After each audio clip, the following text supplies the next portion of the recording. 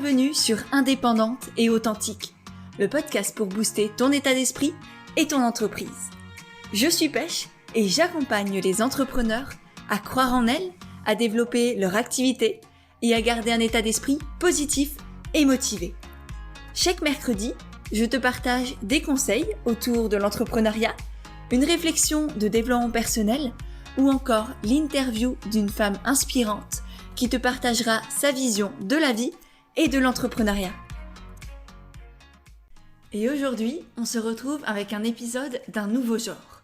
Un nouveau format qui va te permettre à la fois de rencontrer des femmes très inspirantes et d'avoir en plus mes conseils sur des questions précises autour de l'entrepreneuriat et du développement personnel. Ces questions, ce sont celles de futurs entrepreneurs ou d'entrepreneurs débutantes que j'ai eu le plaisir d'accompagner en coaching ou de croiser simplement sur ma route. Et mon but avec ce nouveau format, c'est de te partager des pistes concrètes autour de sujets qui, tu vas le voir, touchent toutes les entrepreneurs. Et pour le premier épisode de la série, j'ai demandé à une de mes anciennes coachées, Laetitia, de me poser sa question. Et sans hésiter, elle a voulu que l'on évoque la peur de ne pas avoir de clients et la peur de ne pas avoir de retour sur ses offres quand on se lance.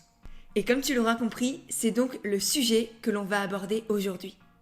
Et juste avant, je tiens à remercier ma chère Julie Fédida qui fait partie de la nouvelle promo du coaching et qui a partagé le dernier épisode de podcast dans ses stories sur Instagram. Donc merci beaucoup Julie, vous êtes de plus en plus nombreuses à chaque fois à partager le podcast, à me soutenir, à en parler autour de vous. Et c'est vraiment grâce à vous que le podcast continue de grandir, qu'il aide de plus en plus de femmes à croire en elles, à se lancer dans l'entrepreneuriat et à tout déchirer. Et comme je le dis souvent, c'est ensemble que l'on va changer le monde. Moi, c'est pour vous aider que je fais tout ça. Et donc, je suis heureuse si vous aussi, de votre côté, vous continuez à vous entraider en partageant les épisodes. Donc, merci Julie, merci à vous toutes. Et si toi aussi, tu as envie de soutenir le podcast, eh bien évidemment, n'hésite pas à faire de même en me taguant.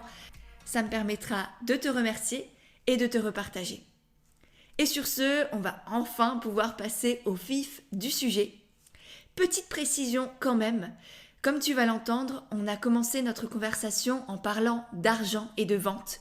Et même si c'était pas le cœur même de cet épisode, j'ai trouvé ça hyper intéressant. Et je sais par avance que ce sont des sujets qui intéressent bon nombre de mes clientes et de mes abonnés. Donc je me suis dit que j'allais les laisser, même si du coup, il n'y a pas vraiment de vrai début. Je suis certaine que tu vas quand même retrouver le fil de notre conversation et pouvoir y apprendre plein de belles choses. C'est parti!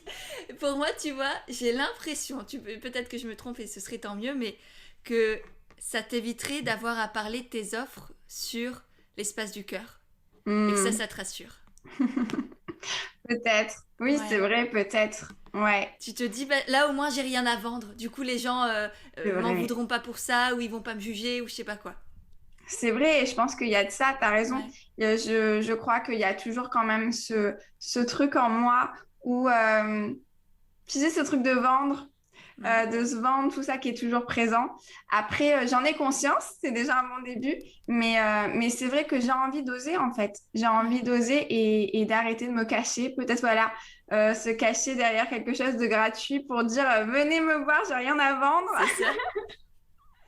Mais non, si j'ai envie de faire connaître mes offres, forcément, il va falloir en parler et à plusieurs endroits. Ouais. Mm. Et puis le podcast, il est là aussi pour servir ton activité. C'est Ouais. pas juste je donne et je me dévoue à la terre entière. C'est on se donne, on co-crée ensemble. Donc Mm. effectivement, tu donnes beaucoup, mais tu as le droit de recevoir aussi. Ouais. Non, non, mais c'est vrai, mais tu vois, je sens vraiment qu'il y a ce truc où c'est ouais, c'est très profond, hein. Je sais pas, ça doit venir dans mon passé ou je ne sais pas, mais en tout cas, il y a vraiment ce truc profond où j'ai peur de que les gens se disent non mais attends la nana elle nous vend des trucs tout ça. Alors que finalement c'est mon propre jugement que je porte sur moi-même à ce Tout à fait. moment-là. Ouais. C'est ta propre relation à l'argent. Ouais. C'est comme ce que je vous disais durant un des derniers coachings, là, le coaching sur l'argent, sur les prix de vente et la vente en règle générale, c'est que on projette très souvent notre propre rapport à l'argent sur les autres. Enfin, on a l'impression que tout le monde a le même rapport, souvent de merde que nous, avec l'argent, le même budget aussi. C'est qu'est-ce qui est cher pour moi, et ben ça va l'être pour tout le monde. Mais non, pas forcément. Donc effectivement, toi, tu as un certain budget, une certaine relation avec l'argent, mais tout le monde n'a pas forcément la même et t'as pas à leur imposer ça, t'as pas à leur calquer de ça dessus. C'est là, on fait des suppositions, comme on fait des suppositions sur ce que pensent les autres de nous, sur les jugements, sur leurs envies, leurs besoins, leurs trucs, leurs bidules, leurs machins. Mais en fait, on en sait fichtre rien. Ouais, ouais, grave. Non, mais grave, je sens vraiment. Et c'est ce qui m'a énormément servi lors de cette séance autour de l'argent. J'ai réalisé à quel point j'avais beaucoup de blocages à ce niveau-là et que je reflétais à l'extérieur de moi. Alors que finalement, c'était surtout moi, comment je me sentais par rapport à ça. Donc, ça m'a énormément servi. Et tu vois, je pense que vraiment, le podcast, c'est un premier pas pour oser me montrer, oser prendre ma voix, tout ça. Mais je sens que là, je peux pas rester juste là. C'est un premier pas, un premier step. Mais après, il faut que voilà, je continue. Pas juste, je me repose sur ma marche et je suis là en mode c'est bon, j'ai fait le travail. Non, non, c'est vraiment ok, j'ai fait le premier pas, je me sens beaucoup plus à l'aise comme ça. Mais maintenant, allez quoi, on continue et il est temps que je dévoile mes offres, que j'ose parler d'argent. Ouais. Ouais, Et ça, tu sens que le coaching, ça t'a aussi aidé à ça? énormément, énormément. Je pense que c'est en particulier. Je pense que vraiment, à travers ce coaching-là, ça a été vraiment le gros déclic que j'ai eu. De me dire, Laetitia, si on parlait de valeur, et ça m'a marqué quand tu nous avais dit ça, euh, accepter qu'on ait de la valeur et accepter de mettre des prix qui sont le reflet de la valeur qu'on se donne, quoi. On Ouais. a le droit Et de pas donner demander de la aux autres de valeur. le faire à notre place. Ouais, Ça aussi, c'est exactement. tentant de demander aux autres ah non, mais tu me donnes ce que tu veux, ou ah non, mais c'est don libre, ou je sais pas quoi. C'est bien. Enfin, le fond est bien, bien sûr, et c'est pour ça aussi que c'est tellement gratifiant de le faire. On se dit, bah, c'est bon, je suis une bonne personne, tu vois. Ouais. Si je demande aux autres de donner ce qu'ils peuvent, moi, c'est bon, je suis la bonne personne, je suis dans le caritatif, etc., etc. Et bien sûr, c'est chouette en soi. Je vais pas le critiquer, évidemment. Je serai aussi la première derrière à faire ça, mais ça cache en fait tellement de peur que c'est pas sain du tout. Donc c'est un équilibre à trouver. Ouais, totalement. Et tu disais aussi que tu vas pas mettre la même motivation si tu mets un prix qui te semble pas juste pour Mm. toi. Alors que voilà, si tu mets juste un prix qui est vraiment aligné avec toi, tu vas te donner à fond, quoi. Ouais, exactement. Exactement. Et du coup, aujourd'hui, si tu devais te présenter, comment tu te présentes à tes Mm. futurs clients, à des potentiels clients? Qu'est-ce que tu dis de toi, de ton parcours, de qui tu es? Ouais. Alors, je dirais que pendant longtemps, j'étais la petite bonne élève, tu sais. Ah, je la connais celle-là, elle me dit quelque chose. Il y en a beaucoup des comme ça, dis donc. Mais oui, j'ai toujours voulu faire les choses correctement, perfectionnisme au taquet, décevoir personne, Surtout pas. euh, surtout pas. Donc voilà, je faisais vraiment en fonction des autres et je suivais un peu le moule et c'était facile pour moi de correspondre à ça.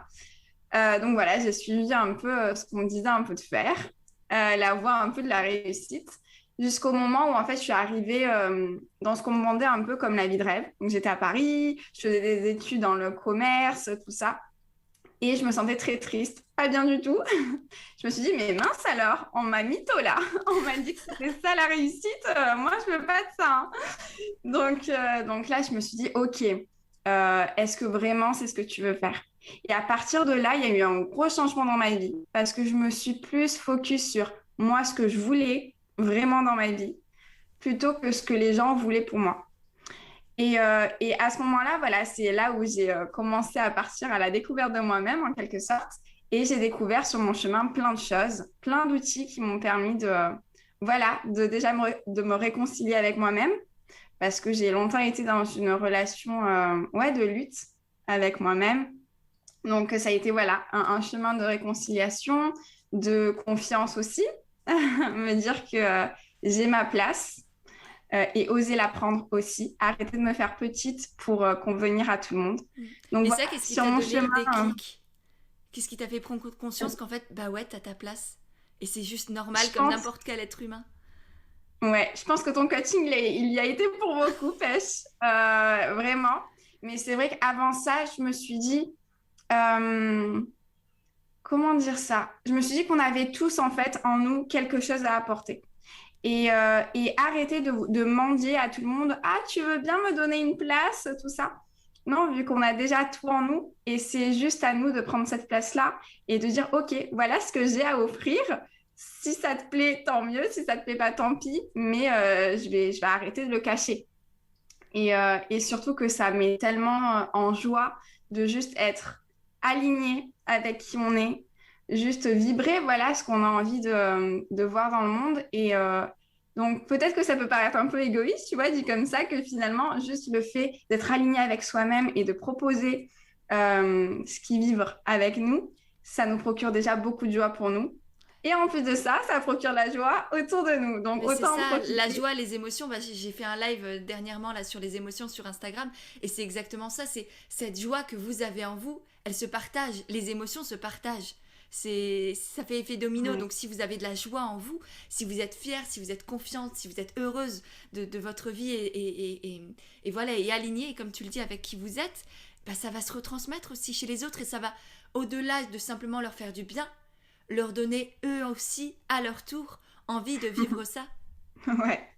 Ouais, c'est ça. Et c'est trop beau de se dire que finalement, on a notre rôle à notre échelle à jouer, juste en vibrant en fait qui on est, juste en offrant voilà les choses qui nous plaisent, qui nous font vibrer. Et je trouve ça tellement tellement beau et aligné.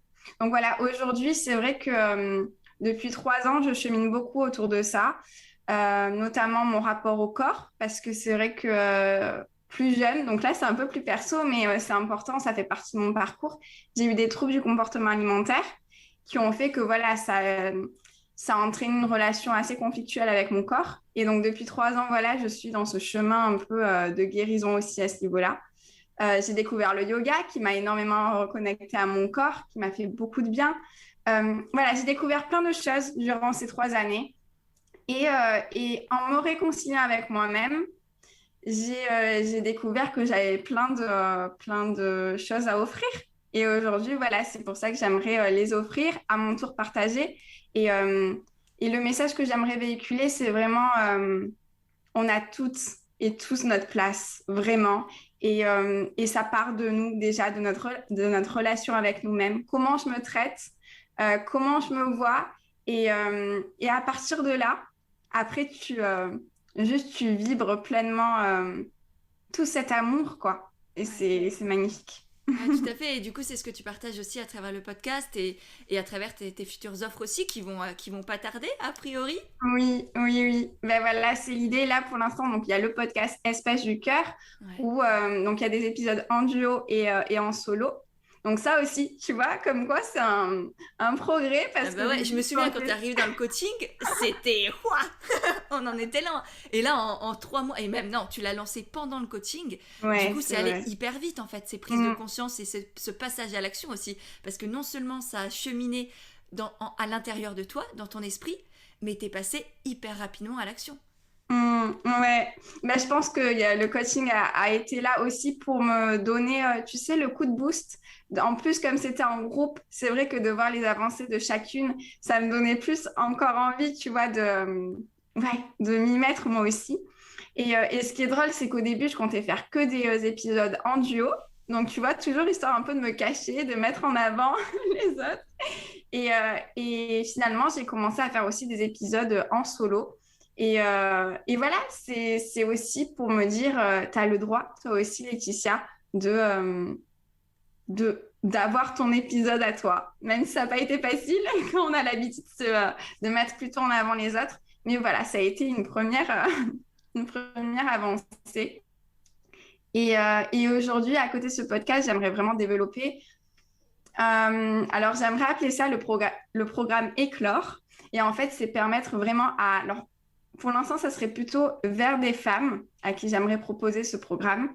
C'est vrai que dans mon expérience, en tout cas, j'ai réalisé qu'il y avait beaucoup de choses qui touchaient à ça, à mon identité de femme, à comment je me voyais, à cet équilibre yin-yang.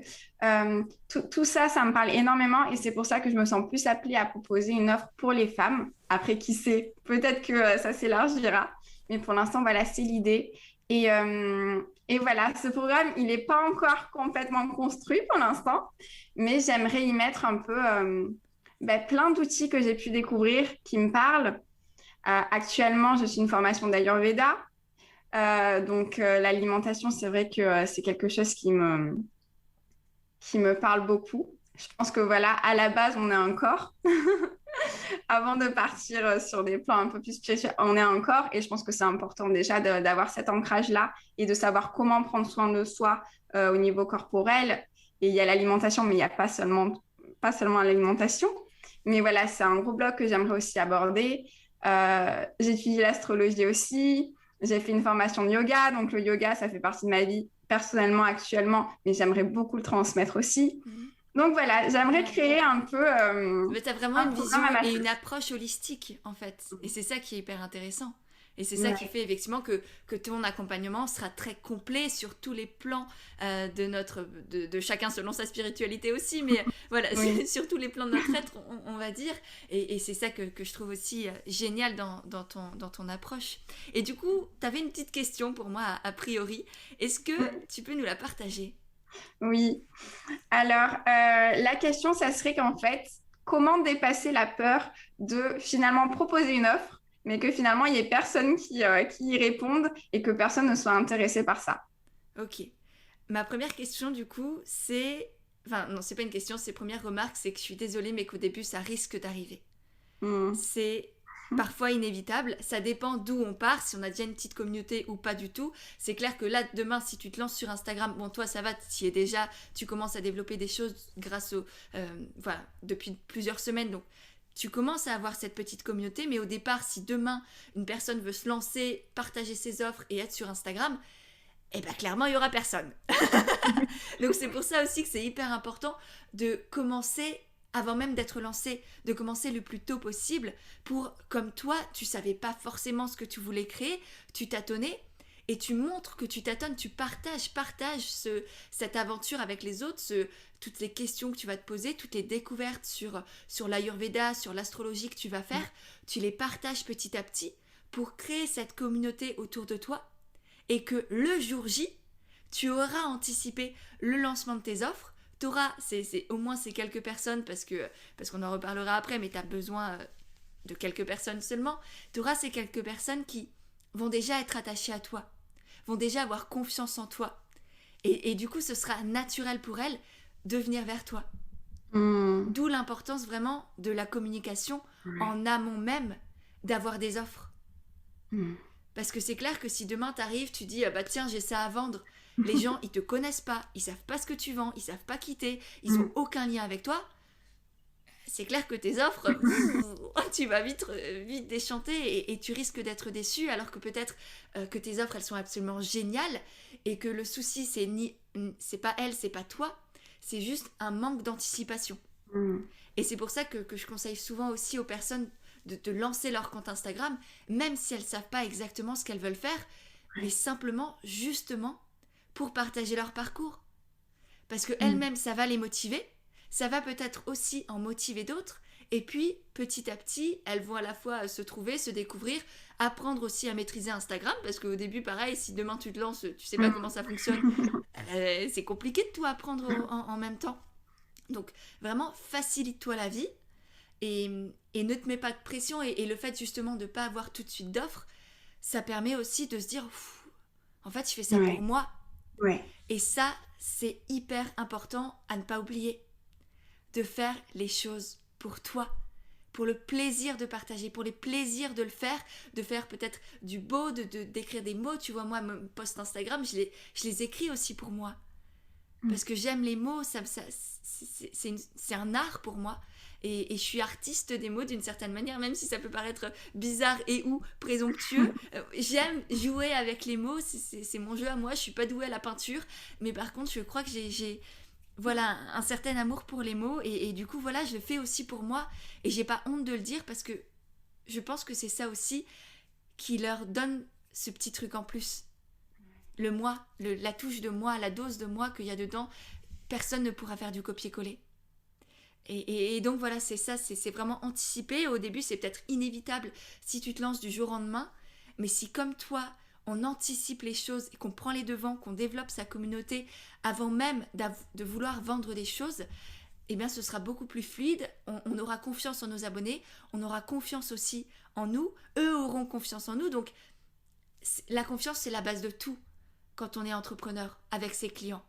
Ouais. Tes clients, t'as beau avoir le meilleur produit du monde, s'ils n'ont pas confiance en toi, ni en ce produit-là, ils viendront pas chez toi. Donc, créer la confiance avant de vouloir vendre. Et tu n'auras même plus besoin de vendre. Si tu as confiance en toi, en tes produits, en tes clients et en ce qui va t'arriver, tu n'auras pas besoin de vendre. Waouh, dis donc. Merci beaucoup pour ces mots, Pêche. Encore une fois, ça a bien touché un espace bien précis et ça me parle énormément. Donc, merci, vraiment. Avec plaisir.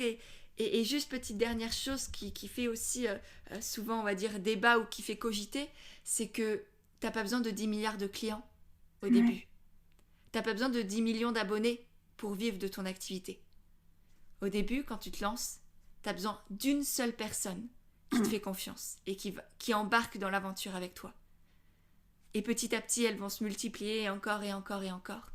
Mais au début, tu n'as pas besoin de plusieurs retours. Tu vois, dans ta question, il y a comment je fais si j'ai pas des retours. C'est vrai, ouais.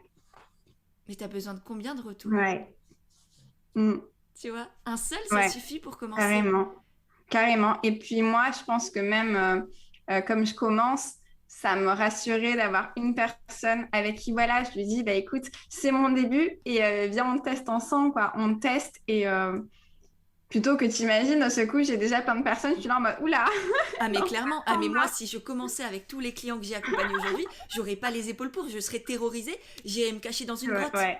Alors que j'ai commencé comme toi avec une cliente, c'était Déborah, et je pense qu'elle va écouter ce podcast parce qu'elle est encore là. Je sais pas combien d'années ça fait, mais voilà, ça fait hyper longtemps. Et je me souviens encore de Déborah, et effectivement, je savais pas ce que je faisais, mais on y est allé ensemble, et elle le savait hein, que je savais pas ce que je faisais. Et c'est ça qui est génial, c'est vraiment avoir cette authenticité, cette transparence, cette vulnérabilité dès le départ. Parce que ta cliente, si tu lui dis non, mais moi j'ai de l'expérience, ça fait 10 ans que je fais ça, et qu'en fait elle se rend compte au bout de 3 minutes de coaching, parce que ça se voit clair comme l'eau de roche, hein, que t'es pas à l'aise dans le truc. Donc voilà, ayez aussi, enfin voilà, sois courageuse avec sois transparente et honnête dès le départ. Et c'est ça aussi qui va créer cette confiance sur le long terme avec les gens. Et effectivement, comme dit, j'aurais pas eu les épaules moi pour coacher toutes ces... Aujourd'hui, j'ai coaché des centaines d'entrepreneurs. J'aurais jamais pu commencer comme ça avec des dizaines de clientes d'un coup dès le départ. C'est pas sain. Je pense que ça m'aurait effectivement mis plus de bâtons dans les roues qu'autre chose, plus démotivé, voire terrorisé. Et j'aurais peut-être arrêté au bout de quelques semaines parce que je me serais dit ah bah non, c'est pas pour moi en fait, je suis pas faite pour ça.